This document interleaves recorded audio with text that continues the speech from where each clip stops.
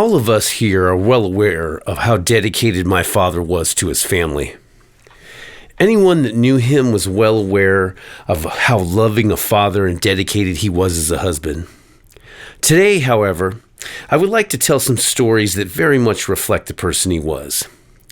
It's pretty common to hear people refer to the Great Generation and the beginning of the Silent Generation as the toughest generations we ever had in America. I don't really know that for a fact, but I really do think William Lohmann was the embodiment of the toughest generation. He was a hard ass, and I think my siblings would agree with that 100%.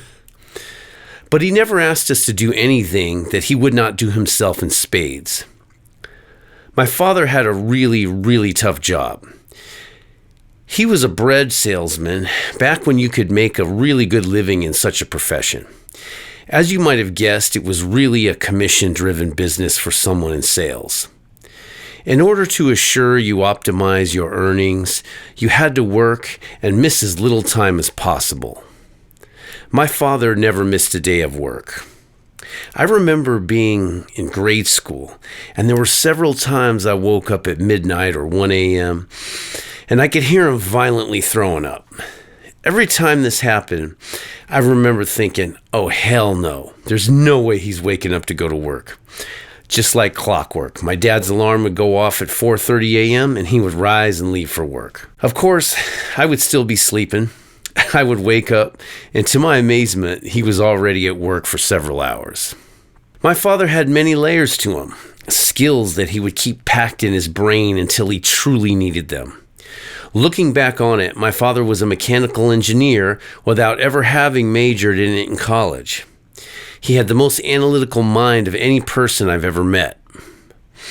I remember one vacation at Bass Lake. We were on the second day of a 10-day vacation, where we spent most of the days in our boat water skiing. All of us had the ability to water ski. My brother was definitely the most skilled among us. Unfortunately for my dad, he had the worst skin ever. He had to wear his famous blue Adidas jogging suit with a white bucket hat. All that gear would stay on in the middle of the simmering heat while the rest of us ran around in our bathing suits. He would be driving the boat looking like LL Cool J before a concert. Like I previously mentioned, we were on our third day of vacation when the boat would not start. I was completely demoralized because I look forward to these vacations all year long. So my dad's analytical mind went to work, and within minutes, he had the engine cover off, and he was digging away at the wires and electronics of the engine. He diagnosed the problem as a bad starter. So we got the boat out of the water. My dad took off the starter, and we drove to the nearest boat repair shop in Oakhurst.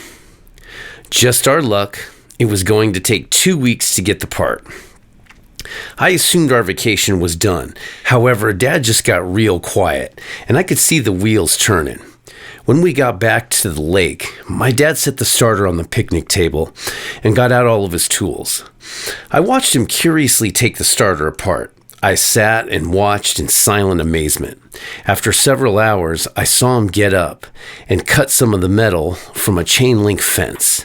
He then made more cuts until he had long, thin strands of metal. Next thing he did was solder those strands of metal to the innermost compartments of the starter. Then for the next few hours, I watched him put the starter back together. When he finished, he took a large sip of his iced tea and said, "Well, I hope this works." Once he got the starter installed, he pointed for me to get in the driver's seat. "Spin it." I smiled, praying to God this would work.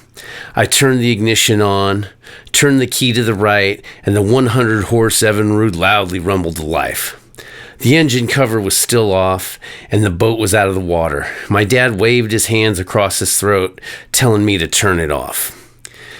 We both looked at each other and smiled. I was so stunned, I was beyond words. This was just one layer among the many layers that made my father who he was. I honestly think if he was born when I was, he would have been a software engineer making $1 million a year. My father had a unique childhood, which I believe led him to having unique skills. He grew up in Burlingame during a time period where there was a major labor shortage. It was during World War II, and every adult man was part of the armed forces fighting in the war. That left women and teenage boys to provide labor since very few working-age men were around. My father, not surprisingly, picked up a couple of trades during this time. During the week, my father worked in a body shop in Burlingame, not far from his house. He started working there in 6th grade, and by the time he was a junior in high school, he was already a journeyman when it came to bodywork and paint. On the weekends, he would help out at his father's service station, doing many things such as oil changes and general service. His father also had a lease on a parking lot across the street from the service station on Beale and Howard in San Francisco. Even as young as 7th grade, my dad was already driving cars and organizing the parking lot. It was during that time that he started a project of his own. He acquired a 35 Plymouth that was missing its drivetrain. The first thing my father did was the body and paint work. He later procured what was the most powerful engine during the World War II years, a rather large displacement inline six that with a few tweaks was most definitely the most powerful engine on the peninsula. His next move was a Ford rear end that came from a large truck. He modified the axle so he could fit the massive rear differential to the chassis of the car. The purpose was very low gears. For those of you that don't speak gearhead, it means it gave the car a major advantage when it came to acceleration. And just like that, my dad had a race car that could slay all, and he was still in middle school. Although there was gas rations, my father still managed to drive to school a couple days per week. On the weekend, you could find my father and his lifelong friends, Hank and Buzz, racing other people on the El Camino. Whenever they felt really adventurous, they would race from Crystal Springs Road to Half Moon Bay. Back then, that was the only way to Half Moon Bay because there was no Highway 92. You probably are wondering how he could do that and avoid the law.